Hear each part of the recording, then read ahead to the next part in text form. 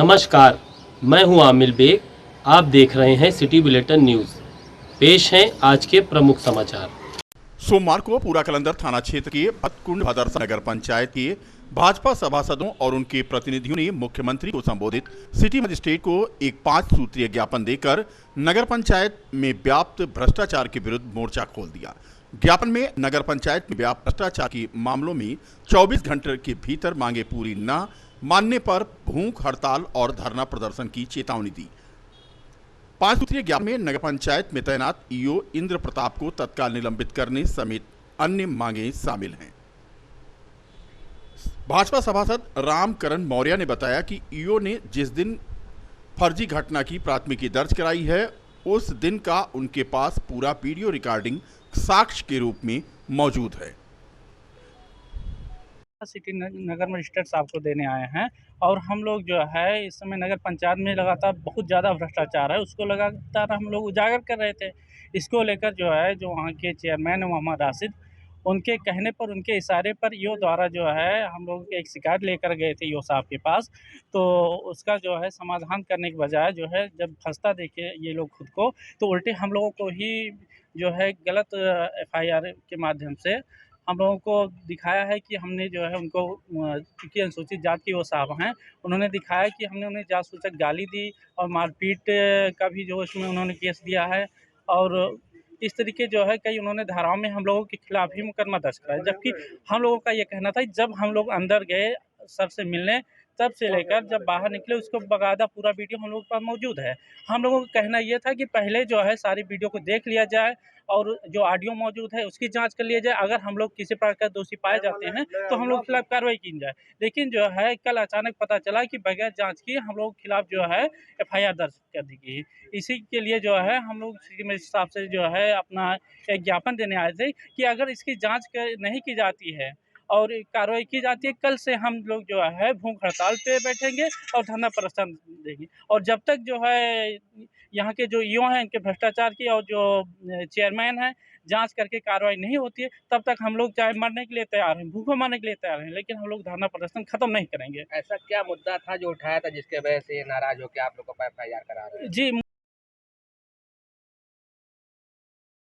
अयोध्या में आदर्श Chaurasia ladies club की एक महत्वपूर्ण बैठक शक्ति विहार कॉलोनी में हुई, जिसमें आदर्श चौरसिया लेडीज क्लब की राष्ट्रीय अध्यक्ष सरिता विजय चौरसिया मुख्य रूप से मौजूद हुई।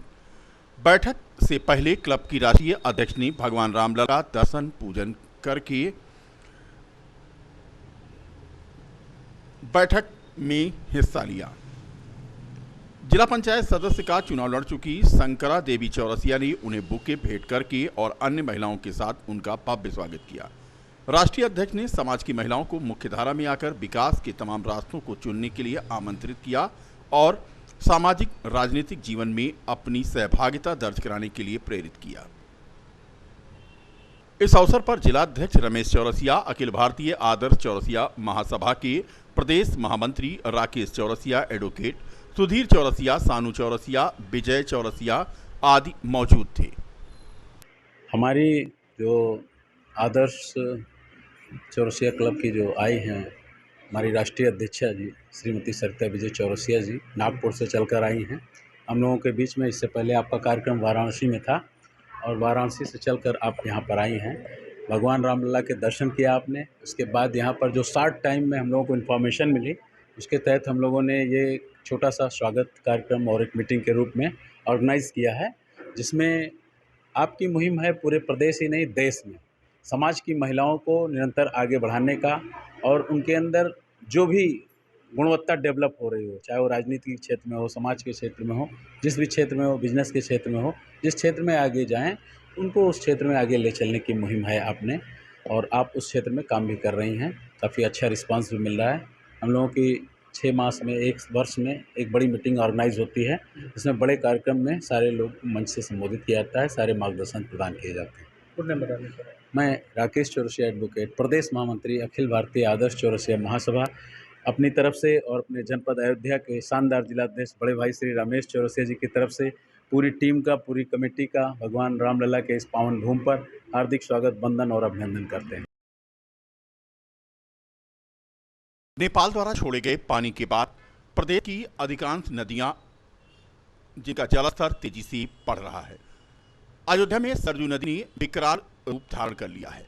चेतावनी बिंदु को सरजू के जलस्तर ने पार कर दिया है, यानी अयोध्या में सरजू नदी खतरे के निशान से ऊपर बह रही है। निचले इलाकों में बहुत जल्द बाढ़ का पानी घुसने का अंदेशा है। बता दें कि प्रति घंटे 1 सेंटीमीटर की रफ्तार से सरजू का जलस्तर बढ़ रहा है। 91.950 पर आज सरजू का जलस्तर पहुंचा, जो चेतावनी बिंदु से 27 सेंटीमीटर ऊपर था। सरजू का जलस्तर 92.730 है। निचले इलाकों में हड़कंप मच गया है। बता दें कि सरजू का जलस्तर अगर इसी तरह से बढ़ता रहा तो पूरा क्षेत्र के मड़ना, माझा, मोलाडीहा आदि इलाके जल्द ही जलमग्न हो जाएंगे। जिलाधिकारी नीतीश कुमार ने आज जनपद में संभावित बाढ़ प्रभावित क्षेत्रों का भौतिक निरीक्षण किया। राहत एवं बचाव कार्य हेतु तैयारियों का भी उन्होंने जायजा लिया। सभी संबंधित विभाग के अधिकारियों को उन्होंने आवश्यक दिशा निर्देश भी दिए। इस दौरान जिलाधिकारी द्वारा तहसील रौली के संभावित बाढ़ प्रभावित ग्राम महंगू का पूर्वा का भ्रमण करके यहां निरीक्षण किया गया तथा ग्रामीणों से स्थिति की जानकारी ली गई। इस अवसर पर तहसीलदार द्वारा बताया गया कि संभावित बाढ़ को देखते हुए पर्याप्त संख्या में नाव की व्यवस्था कर ली गई है, जिससे आवश्यकता पड़ने पर बाढ़ प्रभावितों को सुगमता से सुरक्षित स्थल पर बनाई गई बाढ़ शरणालय में विस्थापित किया जा सके। इस दौरान जिलाधिकारी ने आशा से ग्रामीणों में क्लोरीन की गोली और ORS आदि की उपलब्धता की जानकारी ली तथा CHC प्रभारी अधीक्षक को ग्रामीणों को बेहतर से बेहतर स्वास्थ्य सुविधाएं उपलब्ध कराने तथा सरकार द्वारा दी जा रही विभिन्न सेवाओं का सुगमता से वितरण करना सुनिश्चित करने का निर्देश दिया। जिलाधिकारी द्वारा ग्राम पंचायत महोली में स्थापित किए गए बाढ़ शरणालय का भी निरीक्षण किया गया। नहीं, वर्तमान में सरयू नदी है जनपद अयोध्या में 92.73 मीटर का खतरे का निशान है और वर्तमान में 91.95 मीटर अभी चल रही है। तो हाँ, लेकिन अलर्ट हम लोगों ने जारी कर दिया है और सबसे महत्वपूर्ण है कि जो हमारी बाढ़ चौकियां हैं वो एक्टिवेट कर दी गई है। जनपद अयोध्या में विभिन्न तहसीलों, जो 3 तहसील हैं, सदर, सोहावल और रुदौली, ये बाढ़ से प्रभावित होते हैं और जिसमें सदर में हम लोगों ने 6 चौकियाँ, बाढ़ चौकियाँ, और रुदौली में 3 बाढ़ चौकियाँ और 1 चौकी सोहावल में हम लोगों ने बनाया है। और आवश्यकता पड़ने पे जो हमारे पंचायत भवन है उसको भी हम लोग अस्थायी चौकी के रूप में यूज़ करते हैं। और सभी ग्रामीण क्षेत्रों में हमारे वेलनेस सेंटर भी बने हैं और ANM सब सेंटर्स भी बने हैं और बहुत सारे क्षेत्रों में हैं, उसका भी हम लोग प्रयोग करते हैं। तो काफ़ी बड़े पैमाने पर आधारभूत संरचना मौजूद है हमारे पास और उसको हम लोग एक्टिवेट किए हुए हैं। और सबसे महत्वपूर्ण है कि इस संदर्भ में जनपद स्तरीय स्टीयरिंग कमेटी की बैठक हम लोगों ने कर ली थी और सिंचाई विभाग, विद्युत विभाग और राजस्व विभाग सबके साथ बैठक हुई थी और सबको अपेक्षित तैयारी करने के लिए कहा गया था। और इसमें CMO के साथ, CBO के साथ भी बैठक हो चुकी है। स्वास्थ्य संबंधी जो भी समस्या बाढ़ के पश्चात होती है उसको हम लोग देखेंगे। तो जो बाढ़ के पूर्व की तैयारी हम लोगों ने कर दिया है। बाढ़ की स्थिति जब भी अगर आती है तो अलर्ट, हमारा पूरा सिस्टम अलर्ट है और हम लोग तत्काल रूप से राहत का कार्य करेंगे। और राहत सामग्री के संदर्भ में जो टेंडर की प्रक्रिया वो कंप्लीट हो चुकी है और हम लोग इस स्थिति में होंगे, अगर कभी भी आपदा आएगी तो हम लोग उस स्थिति में होंगे, तत्काल रूप से सप्लाई सुनिश्चित कर सकते हैं। और जो हमारे जनपद अयोध्या में सबसे महत्वपूर्ण है कि बोटों की संख्या पर्याप्त है और हम लोगों ने बोट और गोताखोर आइडेंटिफाई कर लिए हैं और किसी भी स्थिति में हम लोग बाढ़ से निपटने में तैयार रहें। और SDRF की भी टीम हमारे यहाँ रेगुलर रूप से रहती है, जल पुलिस भी रहती है, तो उसके माध्यम से भी हम लोग कार्रवाई करेंगे। और जो हम लोगों का पूर्व से जो चिन्हित क्षेत्र है उस पर हम लोग विशेष सतर्क दृष्टि रख रहे हैं और इसके तहत हम लोग अग्रतर कार्रवाई करेंगे।